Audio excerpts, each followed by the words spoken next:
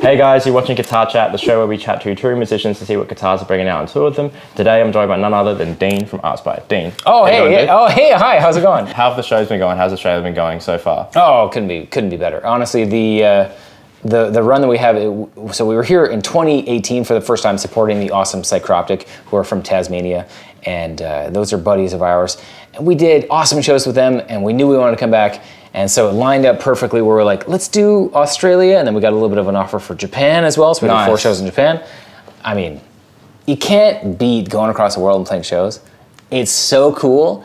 And the fact that I don't have to go back and do construction like I used to do like 10 years ago is even better. Nice. It's always a win when you get to do music. It's a full-time thing. Oh my goodness. It rules. So. This, in your lap, is like the largest 8-string headstock I've ever seen in my entire life. Yes. It's huge. It's very long. I want to really state that for the people that are watching from home right now. It's like long. It doesn't look so sick looking down the headstock like that? It looks like a weapon. Yeah, that's what it looks like. That's exactly what I wanted. So I'm a Kiesel Guitars artist. So this is a company, if you're not familiar, they used to be called Carvin Guitars back in the 80s and 90s. And they had all the shred guitarists, who they have Greg Howe, Alan Holdsworth. I mean, they have like all these, Jason Becker, all these dudes. And they made the switch to Kiesel Guitars, I think in 2014 or 2015. And then a year later, I met the owner of the company at the North American Music Merchants Expo in Anaheim, and NAMM, and he said, "When are you going to play my guitars?" And I said, "I don't know. I don't never thought about it. I mean, they look nice." And so we started working together then, and I played 8-string then, and I loved the guitars, but I always wanted something like a little bit more extreme when it came to a headstock shape.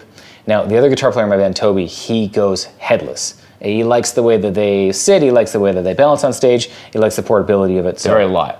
Very light, they look great, they sound great, awesome. Not my thing in any way. I always wanted a big headstock, and I love Hamers from the 80s and 90s, I love Kramers, I love those Gibson Explorer. Yeah. Oh my, the hockey stick headstock, dude. Yeah. Come on, nice. So sick. I also just love a reverse headstock too. So the Kiesel Guitars came out with a signature model for Mark from Veil of Maya, and I saw that headstock, and I was like, that's really cool. And I said, hey, Jeff, can you build that for me? And he's like, no. I was like, okay. So 6 months later, I'm like, are you sure you can't build that for me? He's like, no, something. I'm like, okay. So I just went in Photoshop, and I mocked it up, and I sent him an image. I'm like, here's what it would look like. Can you just like make it? And he said, okay, fine. Okay, Third time's a charm. Yes. Yeah. And now, that's not to say Jeff isn't very supportive. He's awesome. He's always supported us. But every once in a while, you got to give him a bit of a nudge and be like, can you please build this? And so he built me, this might be the first one that I got. It's the one that I'm playing as my main right now. Nice. And looking down the headstock, when I first picked it up, got it sent to me, looking at the headstock, I'm like, holy shit, this is what I've been waiting for my whole life. This is incredible. And so now it's a standard option on the website if you want to. Nice, awesome. But yeah, headstock is awesome. That's not even just it. Like, the guitars are very, very well made. And I was playing Ibanez before, and I was always an Ibanez fan. When I play my original Ibanez 2228, which maybe you can put a picture of on the screen. Yep. That's the first production model 8-string electric guitar, I think, as far as ever. Right. I loved it. Are you supposed to talk here? Am I talking too much? No. Sorry. Keep going, dude. Keep going. I'm like, wait, because you know the guitar better than me. I should shut up. No, you're definitely not. Keep going. Okay, so I go back to that guitar now, and I loved it at the time. Now I feel the neck too beefy, too rounded, too thick. The whole thing is just kind of clunky. Right. These guitars are streamlined, so amazing. That's not to say Ibanez hasn't gotten better. They've done other things, but they've really veered away from the 8-string space. And they have, haven't they? A little bit, yeah. Who is doing 8-string stuff? Like, Jackson, kind of. A little bit, yeah. Jackson got some stuff. Yeah, Ibanez kind of. Kind of. Like, not really. They do a multi-scale that's not my thing. Yeah. And then they do like the Meshuggah Signature Series, which is... Yep, I've got one of them. It looks killer. It's long. How about your hands? Yeah, they're no way. There's no way I can play the guitar.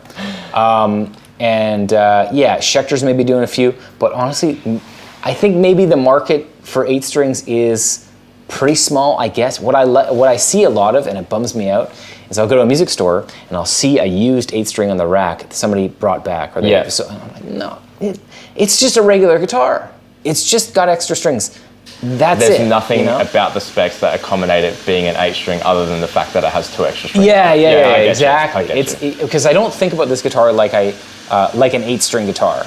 I think about it like a 6-string guitar with some extra octaves. And honestly, we tune down as well. So we have double drop. So it's 6-string tuning here, and then E to E, E to E, and then a low A and a low E. E, sweet. So E A E A D G B. So you can do diminished runs that are like, it just makes it a little bit more streamlined for doing fast, weird shit. Yeah. Which is great for me because I got these tiny little hands as per before. Anyway, so this guitar is great. It feels awesome. One thing that the new one they have, so this is the first Dean Lamb signature 8-string that was put out, and this one has an ebony fretboard with like limited, what is it? Not a lot of variation. So it's like as black as possible. Oh yeah. The new one has rich light, which is dude, rad. Dude, yeah. It looks... Tell me, like, because I'm thinking about doing a custom. Like, what do you find the differences between ebony and rich light? Is rich light like that much better? Because like I've talked to a couple people about it, like Josh from Northlane. He uses rich light on his guitars, and he's like, yeah, it's like better in every single way. Oh, I don't know about that. I just like the look of it. Oh, okay. Yeah. Because he was saying like because it's such a compressed wood, it's like fret stay in there better. Sure, yeah, and all that stuff. Oh yeah, there's less fret sprout. I guess that would make sense because it doesn't expand and contract the same that ebony would. So so scratch that. Yes, that is true. Yeah. I don't have fret sprout on that guitar. I don't think I really have it on this guitar either. Does that one feel smoother to bend? No, the stainless steel frets on both of them are killer. Yeah, sweet. I'll never go back to nickel frets. Stainless steel frets. Holy shit, so good. What else we got? The Kiesel lithium pickups, which are pretty good. I switched out. That one has thoriums, which is like a different Kiesel pickup. I'm sort of still kind of figuring out where I sit with all Are they those made pickups. in-house at Kiesel? Yeah. Sweet. Yeah. And then 5-piece neck. I think I have a variation of one of these that has a 7-piece neck, and then one that has like a 3-piece and one has a 1-piece. There's a few that I have that are different neck Same woods. woods or? Yeah, walnut, maple, blend, and then the 7-piece necks that I have at home are walnut, maple, purple heart, and I love the look of that. Nice. The purple heart will look really nice. I don't really know what it does other than just looks cool. I know I've heard people say the glue joints are stronger than the wood, blah, blah, blah. Better. Yeah. I find that hard to believe. Well, sure. I mean, like, you can say it, but it doesn't really affect me because this guitar, it's not like the neck is falling apart. It's been great. You know what I mean? I don't really have any issues with the neck wood. So, yeah. But yeah, this guitar is sick. I don't really have any complaints. What locking tuners do you have? The Kiesel ones, they nice. They make them in-house too. I didn't know that. This guitar is so dirty. Dude. Gold always gets grubby so quick. Sorry, yeah, you can see hip shot bridge. Hip shot bridge, yeah. And I played this one so much that I've worn off all the gold here. Yeah. And the thing with the matte finish here too is that like my fingers touch here and then just go back and forth. But honestly, dude, I like this shit. You can see like the back is like tons of scratches and shit like that. You can see the character of the person playing it. Yeah. With the satin finish. It comes across because it ends up being glossy where they put their hands and stuff like that. Yeah, for sure. You can see how much I changed pickup selection. Yeah. How much I fucking touch my volume knob. It's just like on the bottom of the knob here, like nothing on the top. That's cool. Yeah, it's very personalized for sure. Yeah, I mean, it's one thing I like to think about a guitar is it's a tool, especially for this band because we play. By the way, I play in the band Archspire. You probably if you hear the band, it's very specifically extreme tech death. Yeah, 100%. It's whatever that is. So this guitar is a tool to do that. Yeah. It looks like a tool to do that. Yeah, for sure. And that's it. And if I was at home improvising, doing some kind of ambient stuff or working on some, I don't know, if I ever branched out and did some power metal or something, I wouldn't play this guitar. Yeah. Not to say that it would be bad for it. It's just, it is suited for exactly what I'm doing right now. Yeah. It has the range that I need. It has the look that I need. And it's like very stripped down and kind of simple. If I was doing something else, I might use a different tool. So, but yeah, this one is great. I heavily enjoy it. I have a bunch of other ones at home. I have I have 2 case series, which are kind of like the Kiesel, like the top model. Yeah. And they're all kind of more or less handmade by Jeff himself. Nice. And I don't play them. Really? I never play them. yeah, as soon as I got this, I was like, oh, I'm done playing. Damn. Yeah. I kind of understand where you're coming from. For me, it wasn't like kind of the same thing, but it was when I got an Evertune guitar. Like I have USA Jacksons at home, but I don't play them. I play the Indonesian imports of literally the exact same guitar. Purely for the fact that you haven't dabbled in Evertune much. I have one at home. Yeah. Nice. Yeah, I have a basically the same model guitar more or less. It's like an Aries, and it's got an Evertune on there. We recorded our last album with that guitar, all the rhythms, because holy shit, it saves so much time. It does. It really does. Yeah. I'm tracking stuff on Twitch over the past couple of nights, and I'm switching between guitars. Like one of them is the Evertune one of them is like the non-Evertune USA, but I just keep going back to the Evertune. It's just so easy. Like it's ridiculous. The thing I will say is like when we're in the studio and we're tracking rhythm stuff, heavy, fast picked, just picking hard. It's perfect. Pinch harmonics. I'm taking that guitar out of here. I'm doing using this. Like comping the one pinch. Yes, exactly. But we do that anyway. Yeah. Honestly, like you need those pinch harmonics. Perfect. Yeah. But the Evertune is great until we get to any bending, and that's not to say you can't do it on an Evertune, because you absolutely can. I just find that when I'm doing these pinch harmonics, I don't know if you have this kind of same thing, but I want it to be exactly a minor third up. It goes it has to go exactly this shape and then stop at the very top. Right. It has to be perfect. And if I add any extra tension by having a spring here fighting me even like a 2%, then I'm like, it's tougher to get perfect. Switch over guitar. Okay. So it's I'm very specific about pinch harmonics. I don't know why. A minor third, that's pretty... It's got to be minor third. I don't know, like I know theory, but three frets. Oh, okay. Yeah. Cool. Oh, okay. Right. Yeah. No, that makes sense. I could show you. Here, I'll show you. It's got to be... Oh yeah, I guess I could talk about the picks that I'm using too. Nice. I'm using Tortex Jazz 3 1.5 millimeter. 1.5 mil. Nice. Yeah, and they're pretty cool. I've used 1.5 millimeter Jazz 3 for probably 8 or 9 years now. Sweet. But we got these little custom guys with our dumb little signatures on them. But yeah. Yeah, like that's the sound. Yeah, it's got to go. I get that.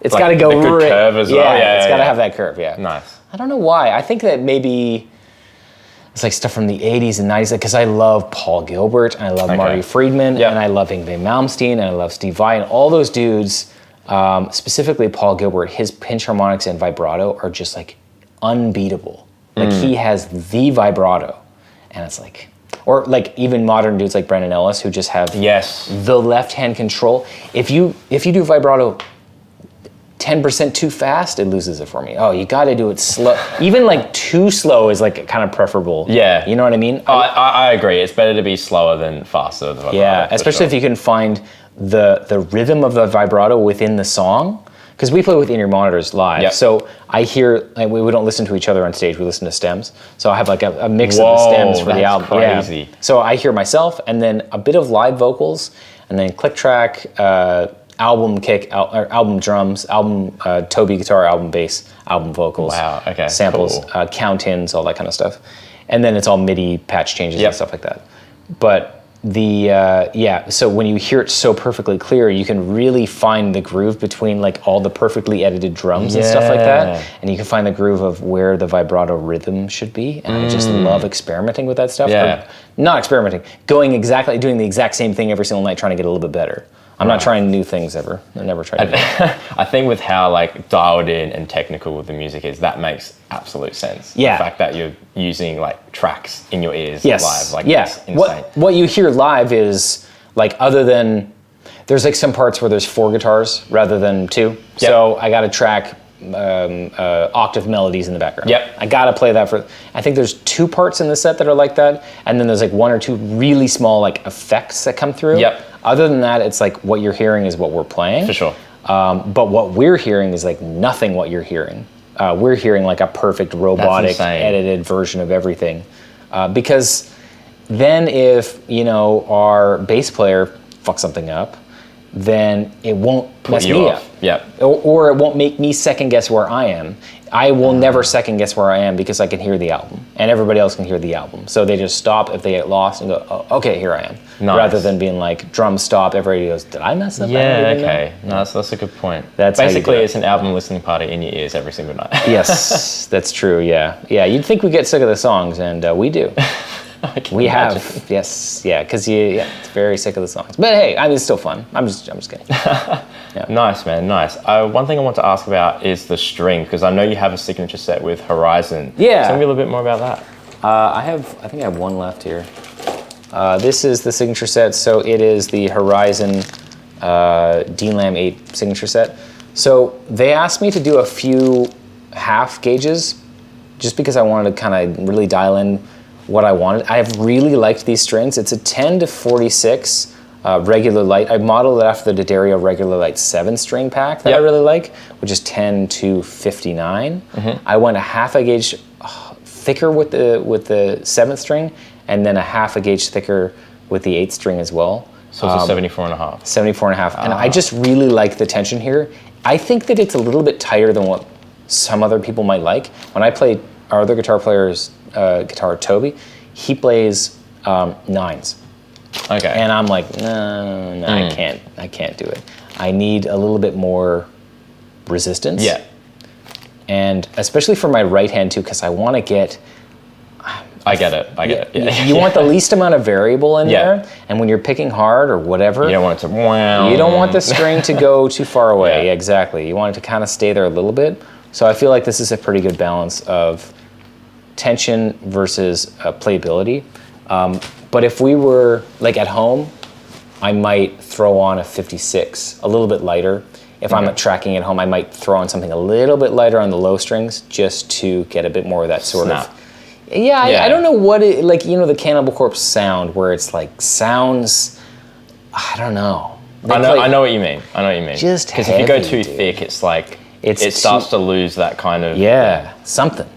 I don't know what it is. The max gauge I'm willing to go on a guitar is like 74. That's like, or like 74 and a half I would go. Sure, but like, yeah. Anything, as soon as it starts at like 80, you're like...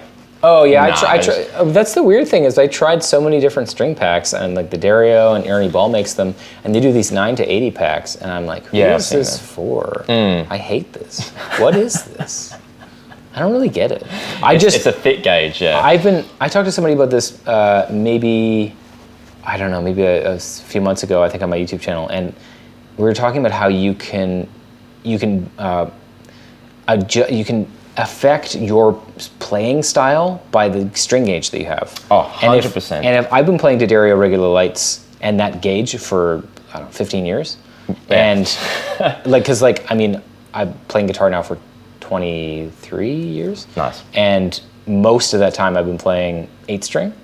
And most of that time, almost exclusively all of that time, I was playing D'Addario regular lights with an extra 74 as a lowest. So my playing is very set to the string. The resistance of picking through strings, like the how hard you have to fret. Yeah, exactly. Like that. And that affects my pinch harmonics. It affects my rhythm tightness, all that kind of stuff. So yeah, you make one small tweak, it might be frustrating or whatever. It might be interesting to kind of see what would happen if I loosen up the strings a little bit. But not today. Nice. So is this tuning, like, I should ask, what's the scale length? Is it 27? 27, yeah. Nice. Yeah. Did you experiment with anything a little bit longer, a little bit shorter? 27? No, I wouldn't do shorter for an 8 string, and I wouldn't do multi-scale as my, honestly, like every time I order a guitar, I go, I'm gonna get this because I want this. I guess I could make it multi-scale, but no. Every single time I go, I could, whatever. Yeah. Multi-scales are great. My wife has 1 or 2. I think she has 1 multi-scale 7, and she got used to it really fast. Yeah. And I was playing it. I also got used to it very fast, but I'm just not. I don't know. I'm just not. I'm not a. I get it. Like I used to have a multi-scale. I don't play them anymore. Right. But at the same, like I think on 8 strings, the fan is a little bit more extreme looking. Yeah. Well, Ibanez does a really extreme. Yeah, fan. it's long. It's very long. Kiesel has a parallel fret. I think. Don't quote me. I think it's at the 9th fret. Okay. And it's actually decently comfortable. I know Toby had a multi-scale 8, or he has 2 multi-scale 8s, and they're decently comfortable. Just not for me. Yeah. I don't know what it is. Is it? I don't know. Like, you've obviously probably played a Dingwall at some point, like a Dingwall bass. Yeah. Our bass player Jared has them. Yeah. That's an extreme fan. Like, I've got one at home, and I remember when I got it, I was like fretting the first fret, but it wasn't even the first fret; it was the 2nd fret. I'm like, oh, okay. Like, I really need to like switch up my hand positions here. Do you have a 5 string or 6 string? 5. Because he's got a 6 with that, and it is nuts. I remember talking to him when he first started working with Dingwall, and I said, "Are you going to be able to play our music on that? Because that is nuts." And he's like, "Yeah." I'll make it work. Oh, I guess I just realized I'm the only one in the band that doesn't play multi-scale. Oh, weird. There you go. Oh, that's strange. Huh? I forgot that Jared's bass was multi-scale. That's weird. Damn, I must look like an idiot. If you had to go multi-scale, what stops you from doing it? Is it the fact that is it just the shape, or like do you see the benefits of having the longer scale on the top? Do you think it would help you in your context, or you're just like fine? If I'm being honest, I don't know. My entire adult and childhood life has been basically trying to be as much like Paul Gilbert as possible. Yeah, right. And I play 8-string, he doesn't play an 8-string, okay. Yeah. I play Kiesel, he doesn't play Kiesel, he plays Ibanez, okay. But he doesn't play multi-scale, and when I imagine shred guitar, I don't think multi-scale. I think standard scale, Yeah. I don't know. And it's like, I could go that way, but some things about guitar are just aesthetic. Even though it might benefit me or might be a drawback in some way, I just like not really interested in exploring it. I just want to stick to standard scale because I like the look of it, and I like the lineage of it, the legacy of playing this, and it's standard. It's like it is what it is. Like one thing about 8-string guitars that's tough is there aren't any 8-string guitars from the 80s and 90s that are shred guitars. Right. There are some 7-strings and there's a ton of 6-strings, but there are no 8-strings. And it bums me out because I'm like, I want an 80s shred 8-string. Like, I want one. What would that be like? Like a crank with a banana headstock? Yes. Pink, yellow pickups, no neck pickup, like a cavity here with no neck pickup. Like a single coil middle for some reason? Yeah. That's what I want, dude. Yeah. Floyd. Floyd, yes. I want the most 80s 8-string. And this isn't it, but I love this guitar, but I've been bugging Jeff for a little while. Yeah, I was going to say, you might need to nudge Jeff on that one. Yeah. What's the most 80s? Like unapologetically 80s yes, guitar dude. ever. Pink with yellow pickups. I mean, when I was in high school, I started in woodworking class building a guitar. Sick. And I didn't get very far, but I built the body and routed out the pickups and stuff like that.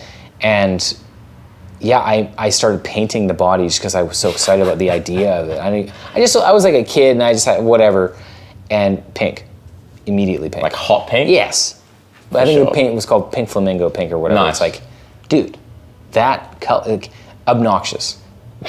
That's what I want. Loud. Yeah, loud. Exactly. Yeah, but the problem there is that all my guitar choices go through my wife because she has really good taste. And I'm partially colorblind, so there's plenty of things that I do. She'll be like, that looks shitty. I'm like, oh, fuck, I didn't know that. I could see it. And so I'll show her all the stuff, and she'll give me her advice on it. And I don't know if she would allow me to have an 80s pink guitar. She might be like, that's stupid. Did she influence this choice as well? Like the black with the gold? 100%, yes. Looks very classy. Black with gold. I also have another version of this that came out with the limited run that was black with green splatter. Sweet. Yeah, and with black hardware, and I sat for many hours in Photoshop building these guitars, experimenting with them, kind of switching back and forth, and she was always like, the black with the green is the one to go. Yeah. I know. So everyone does black with the red or white with the red. Sure, yeah. Black with green? Black with green, yeah. Much, yeah. Her first guitar with Kiesel, because she's also a Kiesel Guitars artist, was a black, as an Aries 6-string with black with green splatter on it. Sweet. And I basically was like, I'm just going to rip that off, sorry. I'm going to design this, and I did, and she, whatever. But now we have matching guitars, which is pretty cool. But yeah, I don't know if she would ever allow me to have a pink guitar, but maybe one day. Maybe she's watching this. Please. Please. That'd be sick. I want to see it. Yeah, just lie to me and say it looks cool. How about that? If it gets enough views. Yeah, exactly. Yeah. Anything for views. Nice. But yeah, man, I think that's pretty much it. Thank you so much for taking out the time to show me the guitar. Yeah, no problem. Look forward to seeing it tonight.